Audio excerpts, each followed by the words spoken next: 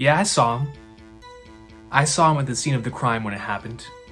I looked out of my window and heard what sounded like Elden Ring playing in the background.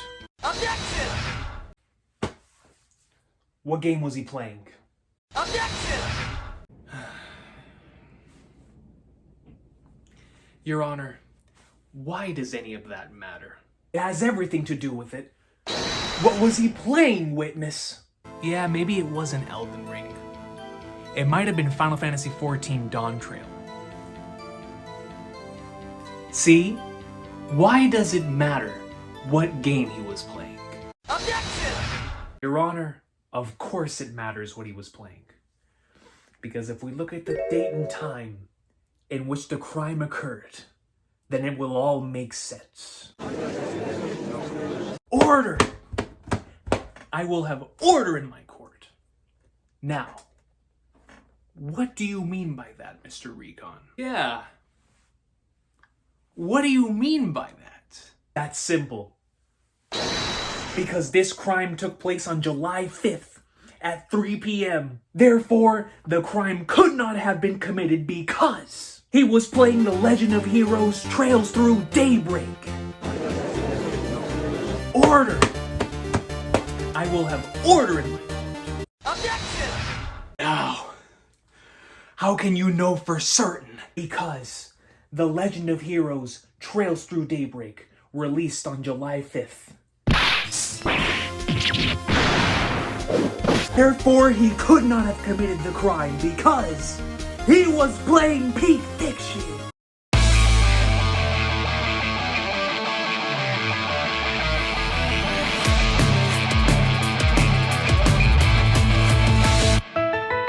Before we get started in today's review, I just want to give a massive thank you to NIS America for providing your boy with their review code. The incredibly kind people trusted me with delivering on the peak.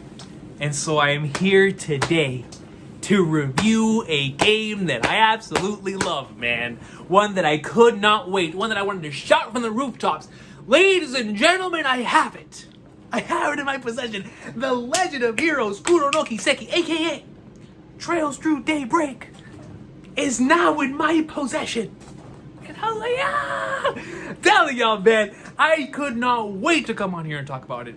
But once again, massive thank you to the wonderful individuals over there for providing a review copy for your boy, because it's thanks to them that I'm here today to talk about a game that I absolutely adore. And so, as we always do at the beginning of these Trails videos, if you are not a fan of the words GOAT, Raw, Fire, or Peak Fiction, click off the video, because this is not going to be for you. We are here today to talk about some gas, and I'm talking about high octane premium gas. When you go in and fill the gas at your local gas station, you might go get an 87, an 89, 91, or 93. You might even go up to a 95 if you have one of those diesel trucks. I'm here to talk about a 99. And if you are not willing and ready for a 99 gas conversation, go out and find another thing that will give you those 89, 90s, and 91s and 93s, but it ain't gonna be your boy. It ain't gonna be your boy, because the Legend of Heroes Trail series only operates at octanes above 95 plus. We only accept diesel fuel around here, ladies and gentlemen, and because of that, we are ready. We are now ready to talk about some peak, man. While roaming through the Liberal Kingdom, we heard multiple different locations. They were hyped up to us, and we could not wait to visit them in the future. The first, of course, was Crossbell, and that delivered one of the most epic sagas that we've seen yet.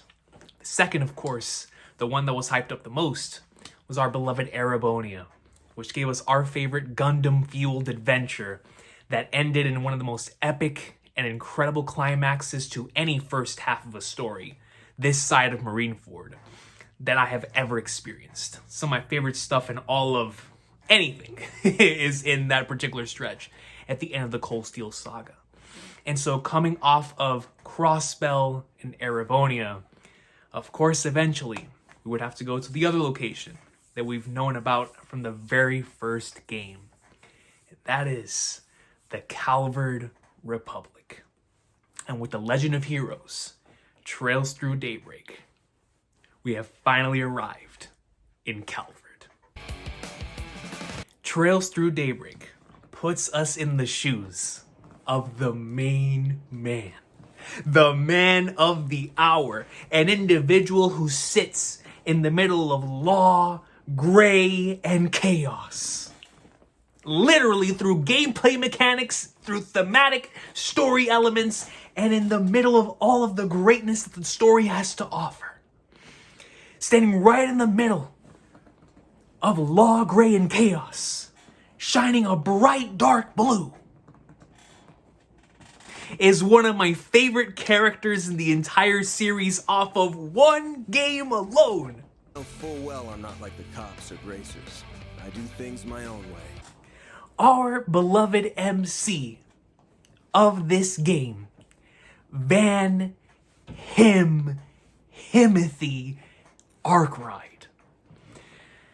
From the moment that I saw him in a screenshot doing the Gintoki magazine over the face, laying down like this, I was like, he's gonna be my guy. But little did I know just how much he would end up being my guy. If there's anything that I can give this game the most praise for, it's the way that it handles its characters from the beginning until the end. And our beloved Arkwright Solutions office has one of the most wonderful cast of characters that the series has to this point. But our MC is not alone. Our MC is surrounded by a wonderful cast of characters in the Arkwright Solution office. But I won't be getting into a lot of them here today because I want to keep this as spoiler-free as possible.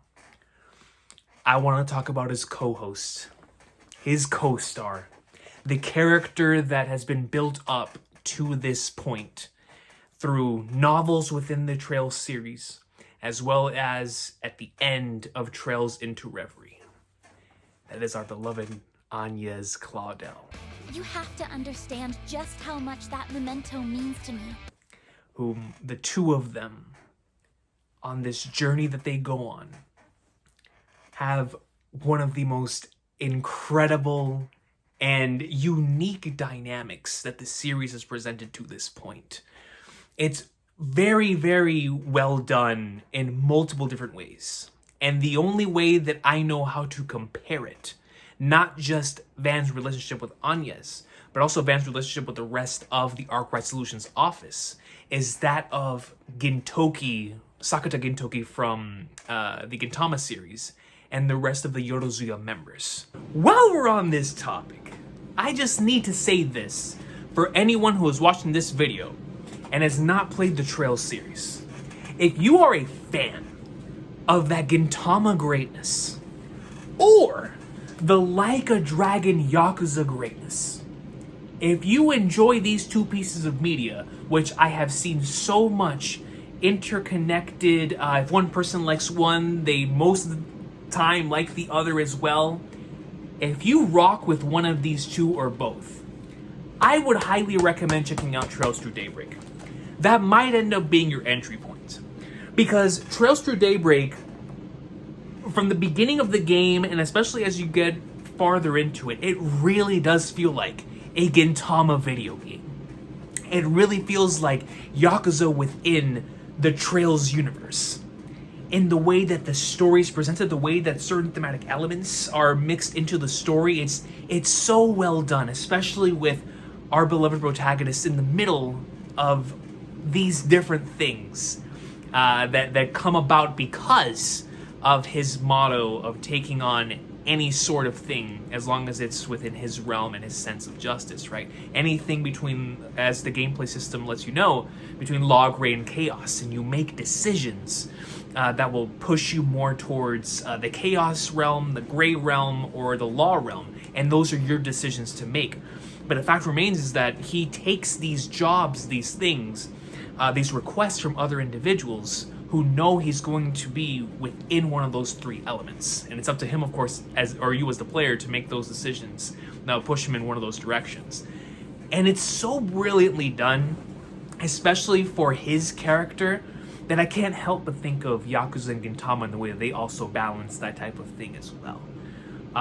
It's just similarly to how One Piece and Trails have a lot of interconnectivity within their fandom because of them both being extremely long stories that have incredible long-term payoffs and short-term payoffs. The mix between the two that makes it so addictive to experience.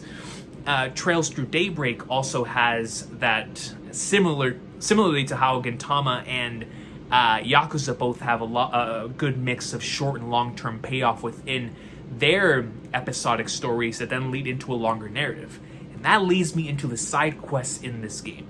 Now, I'm sure, like a lot of you out there, the Trails side quests can definitely vary depending on the person. Depending on who you ask or the game that you're playing, the side quests may be up your alley, you're really into them, or you probably don't care, right? Like it's hard to tell where someone lands on the spectrum of Trails side quests. If you're anything like me, you just want to see these characters interact with each other, so you'll do anything and anything to see them continuing to interact with the members within the main party, as well as the other individuals within the world. But what I can tell you is this: because I love my episodic stories, I'm a huge fan of side quests. And so anytime we get a side quest that feels like its own self-contained story that is still progressing either the relationship between the characters, the world surrounding it, or allowing us to get a better understanding of things that's happening, I will always love it. But it has to have a good self-contained story for me to continue to want to play these side quests.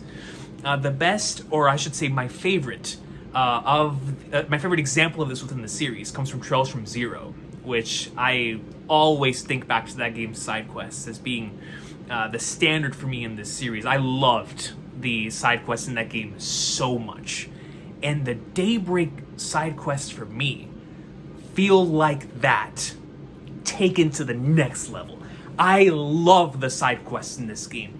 The side quests within Trails Through Daybreak feel like at times they have as much care put into them from a writing standpoint as the actual main narrative.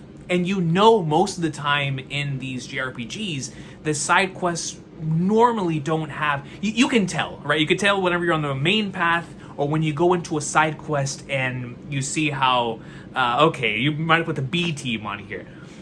I can't tell, for at least most of the side quests, if the A team is working here, if the B team is working here. You can't tell because the side quests are just that good. They're just that good. I was genuinely floored by some of the side quests and the twists. You know, Trails always has those classic twists within their side quests, at least they're really good ones. This game is filled with them, man, and it has some great side quests. I would recommend, for those of you out there who love side quests in your games that flesh out your party members, as well as the world itself, and tell great self-contained stories, play all the side quests in Trails Through Daybreak. And if you have to look up a guide to see how you get to the hidden ones as well, I would recommend that too. This game also has a free time bonding event-esque system. Not really, they're kind of like bonding events because you have a limited amount of points, kind of like how you did in the Cold Steel games. But like in Cold Steel, whenever you did the hidden quests, you can unlock more of the hidden, or of the points for later on, like in the day or whatever, right? You guys remember what was it, Cold Steel? Just in case you don't know, because you haven't played a Trails game yet. In Cold Steel, you would be able to, like, you would have like a, I don't know, 2 bonding, what was it, bonding tickets, whatever it was, and you would be able to go out and have these really cool moments with your other party members or with other individuals that were in the area, and you'll get some sort of like a really cool moment between 2 characters that would progress their individual stories, right? In this game, you have a similar type of thing. But once again, just like with the Crossbell side quests, I think this game does the bonding events thing, and they learn from the things they did there right, and they really do it right here. Whereas some of the bonding events / free time moments, because I believe that's what they're called, like free time events within this game that you get, they really feel impactful. Choose wisely, man. That's all I'm gonna say. There are certain times where you have to choose like 2 or 3 out of like a whole bunch, And man, I will say, choose wisely and go with the one that you want to see the most, because the ones that I have seen have all been quality. The ones that I played through were absolutely magnificent. Absolutely magnificent. And so I would recommend doing as many of the free time events as possible as well, just to flesh out more of the characters, because if you're anything like me, you're gonna love these characters, man. You really are. So I normally don't talk about gameplay too much in regards to these Trails videos, because I love the narrative, I love the characters, I love the hype moments, the emotional moments, those things that really attract me to the story so much. I don't really get the opportunity to talk about the gameplay. But let me just talk about the gameplay for a sec, man. The gameplay in Trails Through Daybreak allows you to switch between a more action-based combat system and a turn-based combat system seamlessly.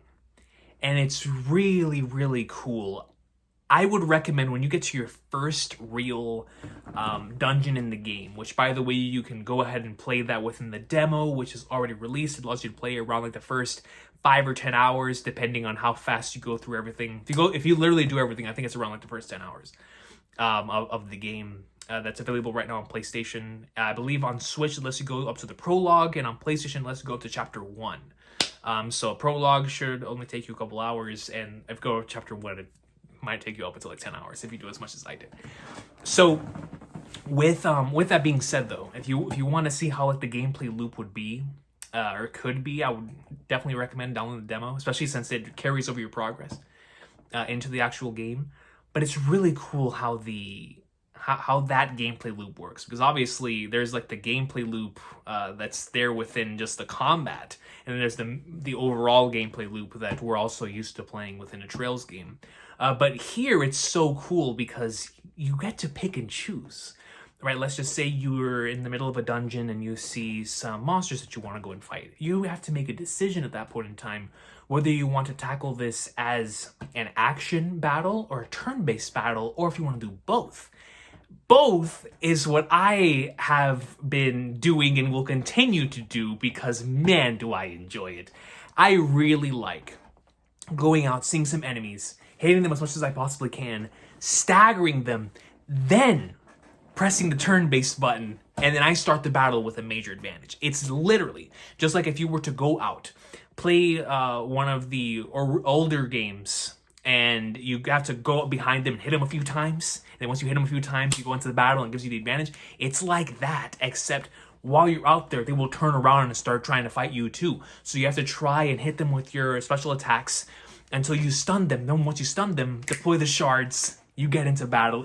I love it. I really like what they've done with continuing to evolve the combat system and the entire orbit system as well, which they have brought some new elements here, like hollow cores and stuff of that nature, but I'll let you discover that for yourself. Trails is also known for its music. And let me tell y'all something, man. This game has my favorite main menu theme. And it has one of my favorite final dungeon themes in the entire series.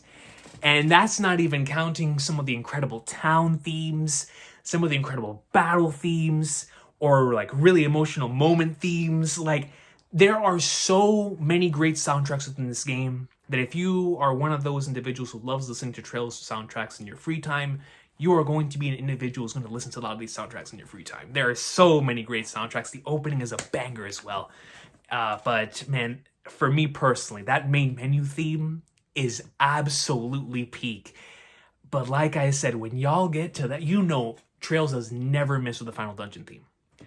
But the one in this game, oh man, that thing is easily top 3 for me.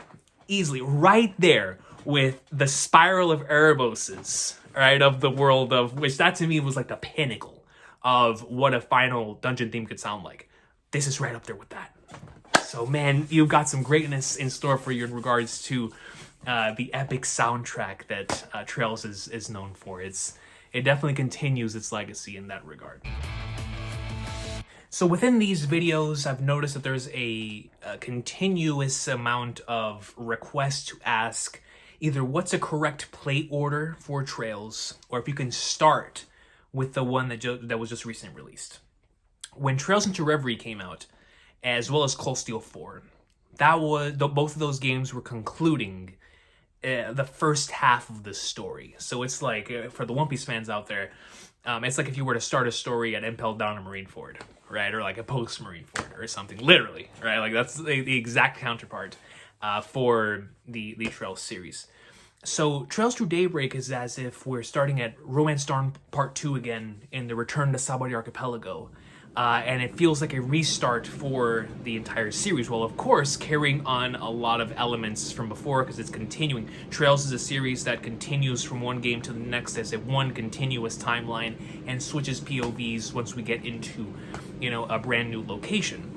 So this game, which starts the Calvert arc, of course, is going to start with a brand new set of protagonists, like we already talked about in this video, as well as new circumstances, new antagonists, a new story, multiple different things that can allow it to be its own self-contained thing. So if you want to start with this game, by all means, all I want is for people to get their foot in the door. I just want people to experience Trails' greatness. For me, I experienced this from Trails in the Sky, first chapter, all the way up until we are today. All back to back to back to back to back to back to back. And it was a One Piece-esque experience where seeing where it started to where we got and playing it continuously was one of the greatest experiences I've ever had in my entire life. So I will always recommend, if you have either a Steam Deck or a computer that can play the Trails in the Sky trilogy, I will always recommend going back from the very beginning. But I understand a lot of us don't have that time or money to invest in all these games. So if you want to get a taste of what the Trails greatness has to offer, start wherever in the flying flatliners you feel like. The only thing I will say is that there are certain points that start like arcs, right? So if you want to play like an arc, so like the Trails in the Sky FC, that starts the Liberal arc. For Crossbell, Trails from Zero, that starts the Crossbell arc. Trails of Cold Steel starts the Erebonia arc, so you can play those if you would like. Or if you want to start here, Trails Through Daybreak, this is the beginning of the Calvert arc. Like I said, this is one continuous story that leads on from one another. So there's going to be a lot of recurring characters, a lot of plot lines and storylines that are continuing from previous entries. But they do a phenomenal job of, if you start from a certain arc, they will do a great job of catching you up to certain things or verbiage that the story uses that is very unique to the story, as well as telling a very well-told, self-contained story that even for a game like Cold Steel 3, which is another one of those, like, man, you would really appreciate this game if you went through all of the other games first. I know quite a few people who started with that game and absolutely loved it because they just do such a great job of telling these self-contained stories. And so, if you want to start with Trails Through Daybreak, like I said, by all means, if you're a Gintama fan or a Yakuza fan looking for another thing to scratch that itch, give it a shot, man. If you really like it, go back to the beginning and play through it, or play whatever the flagnards you want. I just want as many people on this franchise as possible. And if that means starting with this one, by the flagnards, welcome to the ride and welcome to the journey. Welcome to the journey, man. And so, that'll always be my recommendation. Start wherever you feel like it. I always recommend starting from the very first one, especially since I'm a One Piece channel. We know how important it is. Similar to how Ichiro Oda tells a story, a lot of callbacks, a lot of moments that with long-term payoff, it's so different, carrying on from one arc to another, to another, to another. But if you want to start from whatever point you want to start from, who am I to tell you no, bro? Go out and do your thing. You feel me? I just want you to get your foot in the door. I just want as many people to experience this greatness as possible. So frustrating sometimes. Now then, obviously now I've had the opportunity to play through this game in Japanese and in English. The Cold Steel Saga was one of my favorite English dubs ever. I'm talking in anime, in video games, whatever it is, it has a phenomenal English dub. I love the Cold Steel dub. From the first game until Reverie, those 5 games have an exceptional English dub. Exceptional. Even whenever they changed the voices for certain characters, it never took out of the immersion. It was just so well done throughout each of the games. Does Daybreak continue the greatness of the Trails English dub? In very simple words, yes. I was surprised by how much I enjoyed these characters. I thought that because of my attachment to, once again, I played all of these games first in Japanese. So going through it again in English, I had the opportunity to see it from like a different lens. And I was like, it's never going to hit as hard as the first time. And in some instances it did. Sometimes they hit it even more. That's how good the English dub is. For the Trail series. And so going through this game, I think in particular, talking about the characters that we did earlier, with Damien Hawes as Van Arkwright and Amelie as Agnes, magnificent job. I mean, they really did a great job, man. And not just them, the rest of the party, I just fell in love with their voices, dude. I was like, yo, these fit. They really fit. And then with the rest of the characters in the world itself, I loved Elaine's as well, man. I was like, dude, so many of these characters, the choices are just yes. And every time I would hear them again, I'd be like, yes, this really fits. By the time that you start getting towards the end of the game, it's like, man, at least me, I started questioning, like, man, which one do I love more? And I'm glad I have them both. It's like the individuals who have that problem, like on their sports teams, where like, oh yeah, who's your best player? I'm just glad I have them both. You know what I mean? I'm glad I have both the English and the Japanese, because they are both very gas. And that leads me to my biggest issue with this game. And it's been my biggest issue with the last couple of entries in the series that do this really ridiculous thing that at points can be immersion breaking.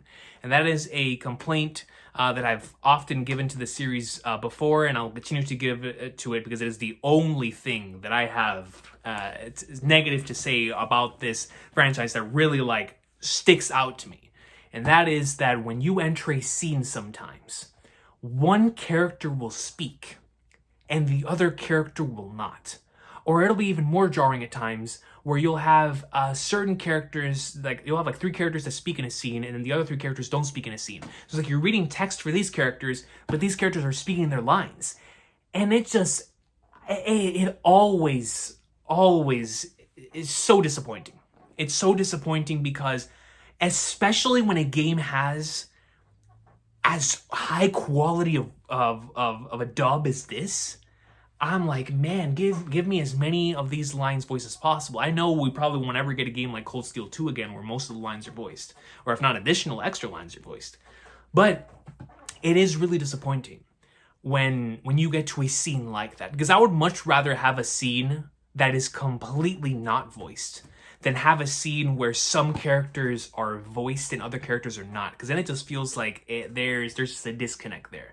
So either let me have a scene that's fully voiced, or let me have a scene that's not voiced at all.